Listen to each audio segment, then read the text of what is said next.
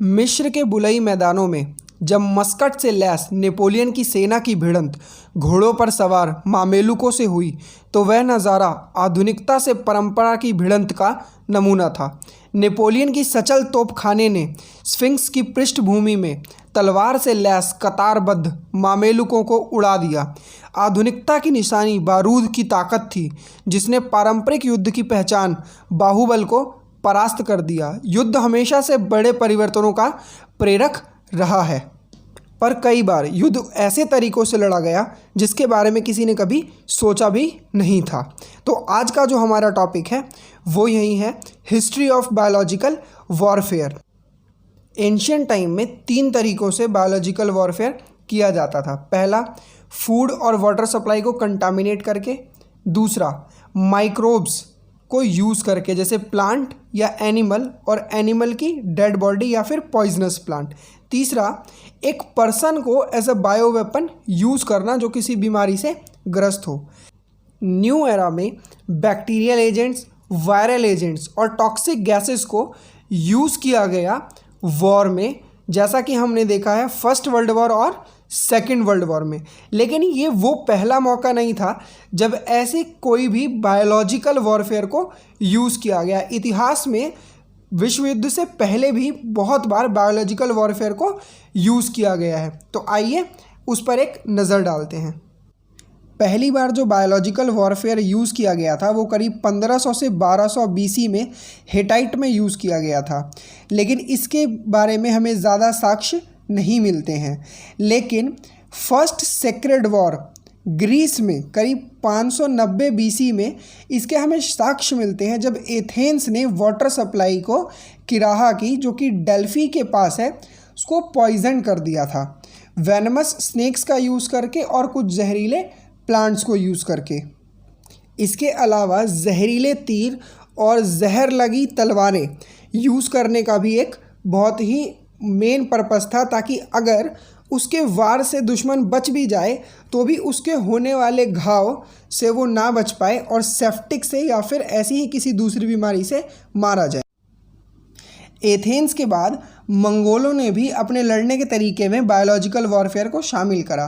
करीब 1340 में जब मंगोल एम्पायर खड़ा हुआ तो वो भी इसी तरीके की स्ट्रैटजीज़ अपनाया करते थे खुद को बचाने के लिए और अपने दुश्मनों को कमज़ोर करने के लिए। वो क्या करते थे कि या तो डेड बॉडीज़ या फिर किसी ज़िंदा आदमी को प्लेग से इन्फेक्ट करके दुश्मन के कैंप में भेज देते थे ताकि वहाँ पर बीमारी फैल जाए। इसके अलावा वो तोप के गोलों के साथ बांधकर डेड बॉडीज़ को जो है वो दुश्मन के कैंप में फेंक देते थे ताकि वहाँ पर प्लेग फैल जाए और वो कमज़ोर हो जाए।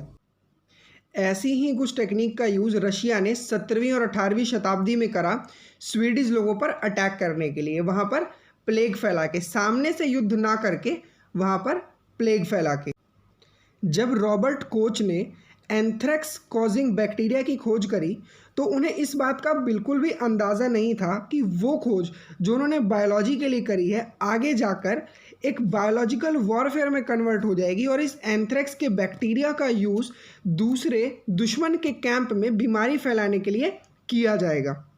ऐसी ही बायोलॉजिकल वॉरफेयर टेक्निक का यूज़ फर्स्ट और सेकेंड वर्ल्ड वॉर में भी देखने को मिलता है, जब जर्मन्स ने गैस चेम्बर में रखकर यहूदियों को मारना शुरू करा। नॉर्थ अमेरिका में सरकार ने नहीं बल्कि एक आदमी जिनका नाम था सर फ्रेडरिक बेंटिंग, जो कि नोबेल प्राइज़ के विजेता थे इंसुलिन को खोजने के लिए, उन्होंने 1940 में पहली private biological weapon research centre की स्थापना करी, जिसे बाद में यूएस की सरकार का भी समर्थन मिला। 1940 में जापान का यूनिट 731 एक्सपेरिमेंट के बारे में हम पिछली वीडियो में बात कर चुके हैं, जिसमें चाइना में करीब 30,000 से भी ज़्यादा लोग मारे गए।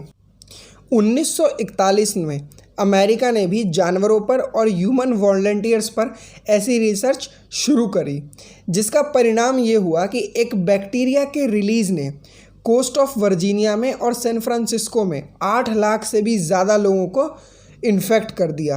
सबसे इनफेमस एक्सपेरिमेंट था 1966 का, जिसे contamination of New York metro system के नाम से भी जाना जाता है।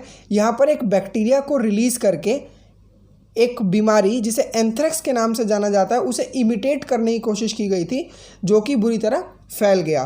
1972 में प्रेसिडेंट निक्सन ने इस तरीके के सभी प्रयोगों को अबेंडन कर दिया और बंद करवा दिया। सोवियत यूनियन भी ऐसे ही एक्सपेरिमेंट करने को लेकर बदनाम है, जिसमें उन्होंने एंथ्रेक्स, स्मॉल पॉक्स और हैमरेज फीवर, यहाँ तक कि प्लेग को वेपनाइज करने की कोशिश की थी।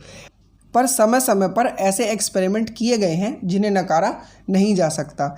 पिछली सदी में करीब 5 करोड़ से भी ज़्यादा लोग इन्फेक्शियस डिजीज़ की वजह से मारे गए, जिसकी वजह से ऐसे एक्सपेरिमेंट जो हुए उनके रिज़ल्ट की आज भी काफ़ी डिमांड है। और उस समय भी एक देश दूसरे देश के ऐसे साइंटिस्ट को जो ऐसी रिसर्च में शामिल हुआ करते थे, उन्हें बुलावा देते थे कि आप हमारे यहाँ आइए, हम आपको इम्यूनिटी देंगे। बदले में वो केवल वो इन्फॉर्मेशन चाहते थे जो ह्यूमन एक्सपेरिमेंट्स के दौरान इकट्ठा की गई थी। जनरल शेरो इशी के सक्सेसर मासाजी ने यहाँ तक कि वो रिसर्च जो उन्होंने ह्यूमंस पर करी थी उसे पब्लिश भी करा, सिर्फ ह्यूमन को मंकी से रिप्लेस करके, कि उन्होंने ह्यूमन वर्ड को मंकी वर्ड से रिप्लेस कर दिया। बायोलॉजिकल वॉरफेयर टेक्निक इस बात का परफेक्ट एग्जाम्पल है कि वो जानकारी जो इंसानों की भलाई के लिए लाई गई थी, उसका इस्तेमाल जब गलत इरादों से होता है तो वो जीवन देने के बजाय लाखों लोगों की जीवन लेने का काम करती है। आज भी एक न्यूक्लियर वॉर से ज़्यादा खतरा ऐसे किसी बायोलॉजिकल अटैक का है। हाल ही में फैले कोरोना वायरस में भी चाइना पर यह इल्ज़ाम लगाया गया कि उन्होंने जानबूझकर इस वायरस को फैलाया है। क्या ये बात सच थी?